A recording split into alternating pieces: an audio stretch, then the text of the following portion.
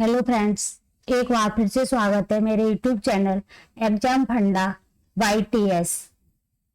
इससे पिछले वीडियो में हमने यूपीएलटी ग्रेड के सिलेबस के अकॉर्डिंग हिंदी वर्णमाला में स्वर व्यंजन अयोगवाह पढ़े। उसके बाद अक्षर वाक्य शब्द क्या होते हैं। अब वर्णमाला का थर्ड चैप्टर है वर्तनी। तो आज हम वर्तनी का अध्ययन करते हैं। सबसे पहले है वर्तनी क्या होता है। वर्तनी वर्तनी होता है किसी भाषा का शुद्ध रूप। यह है वर्तनी।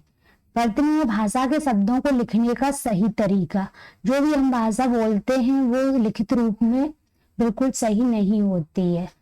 जो सही तरीका लिखने का होता है वही वर्तनी है। दूसरे शब्दों में अक्षरों के सही क्रम और तरीके को संदर्भित करता है।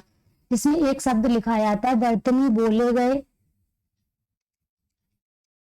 शब्दों को लिखित रूप में व्यक्त करने का एक तरीका है और इसमें भाषा के ध्वन्यात्मक तत्वों को अक्षरों में बदलने के नियम शामिल होते हैं। जो ध्वनि निकलती है उसी प्रकार हम अक्षर लिखते हैं, वही वर्तनी है।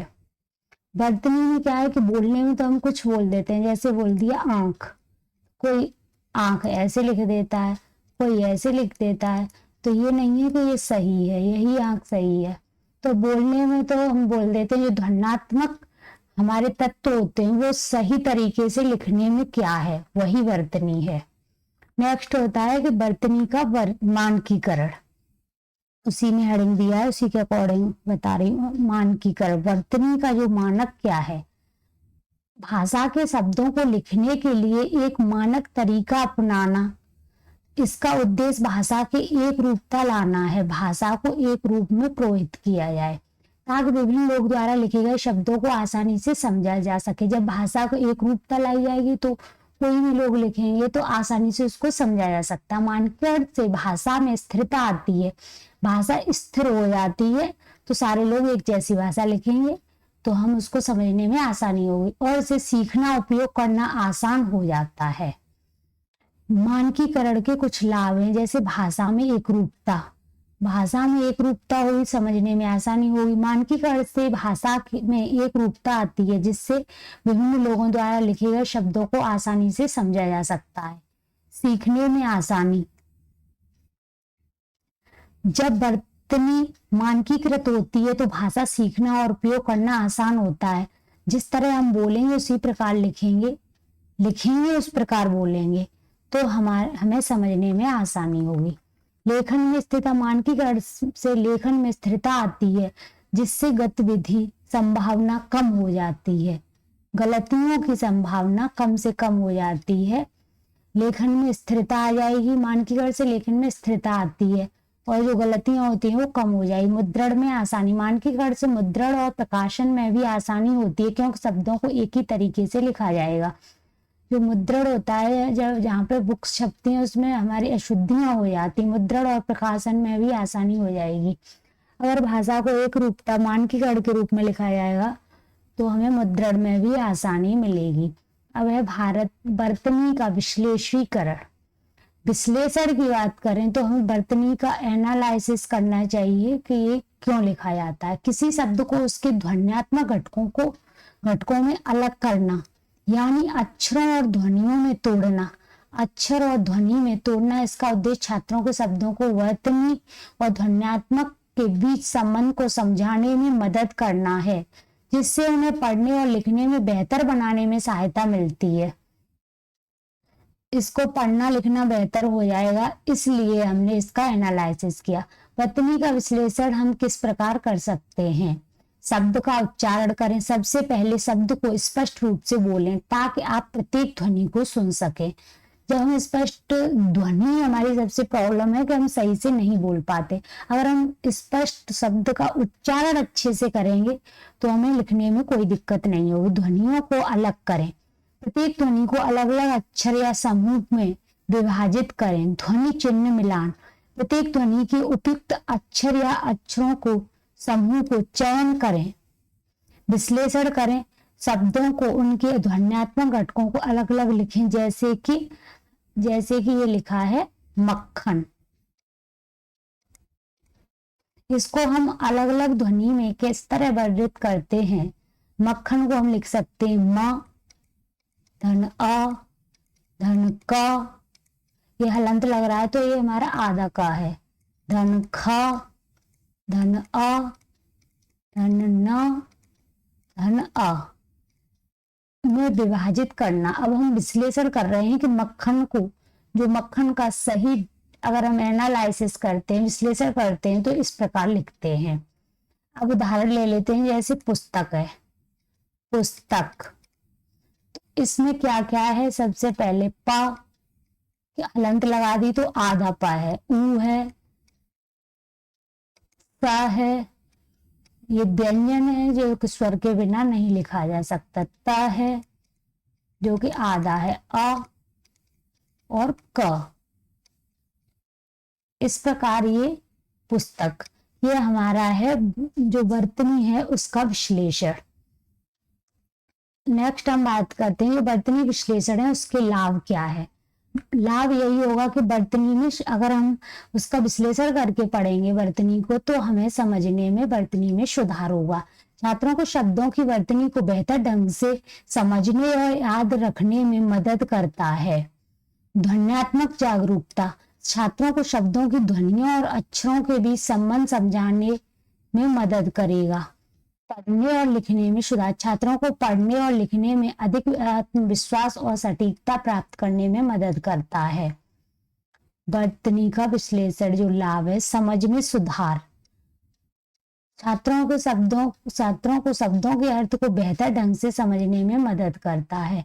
यह है वर्तनी का विश्लेषण। तो जो हमने पढ़ा वर्तनी क्या है, वर्तनी का मानकीकरण, वर्तनी का विश्लेषण।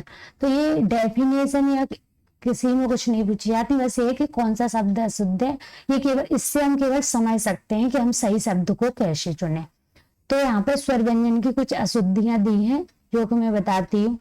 ये आप 3-4 पेज हैं, तो इसका आप स्क्रीनशॉट ले सकते हो और पढ़ सकते हो। कुछ इंपोर्टेंट है जो कि मैं आपको यहाँ बताऊंगी। जैसे अशुद्ध है, हम लोग बोलते हैं अगम, सही वर्ड होता है अगम का अगम्य। आगामी, आगामी नहीं होता आगामी। अज्ञान, अज्ञान इस तरह लिखेगा। हम लोग पढ़ते अक्षर तो आधा च लिख देते हैं, जबकि सही शब्द है अक्षर, अक्षर।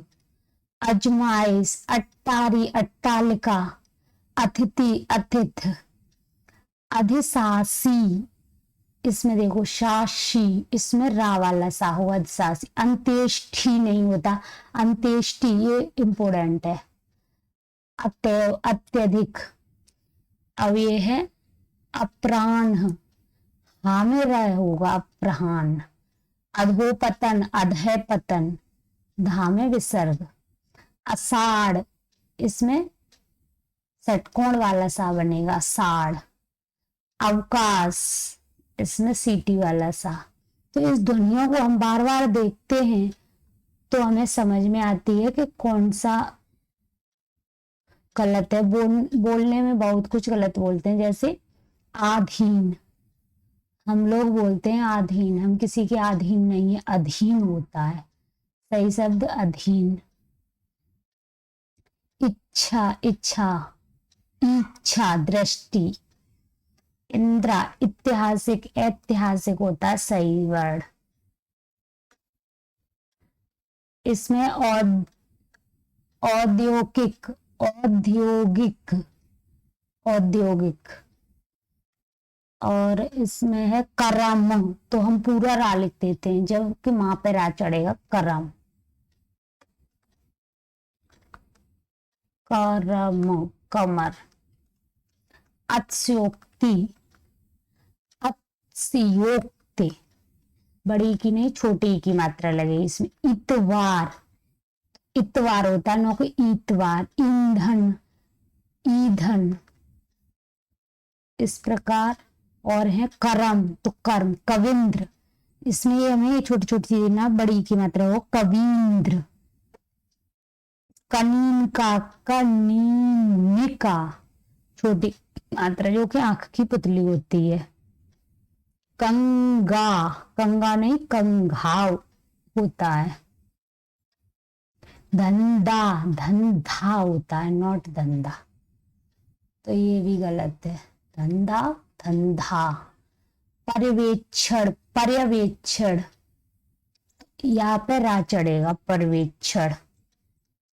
इसकी इसी प्रकार भृत्य भृत्य, तो बहुत सारे दिए हैं तो आप इसको पढ़ सकते हैं या स्क्रीनशॉट ले सकते हैं। जैसे भर्तरी, भर्तहरि, ये इंपोर्टेंट है। भाग्यमान, भाग्यवान होता है ना कि भाग्यमान। इसमें है भुजंगिनी, भुजंगनी, भुजंगिनी, छोटी की मात्रा होगी इसमें।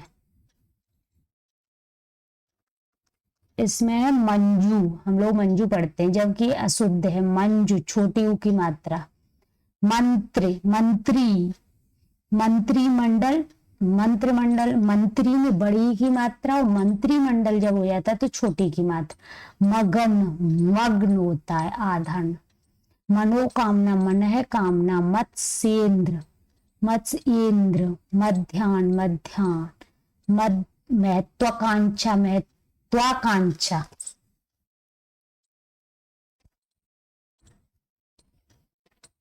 अब इसमें आता है वस्तु, वस्तुएं। विश्वास, बृहड़ी, वागार्थ, सौजन्य, समीक्षा, संसार, जैसे अंकी बिंदी वाले हैं। संग्रहित, संग्रहित, संसार।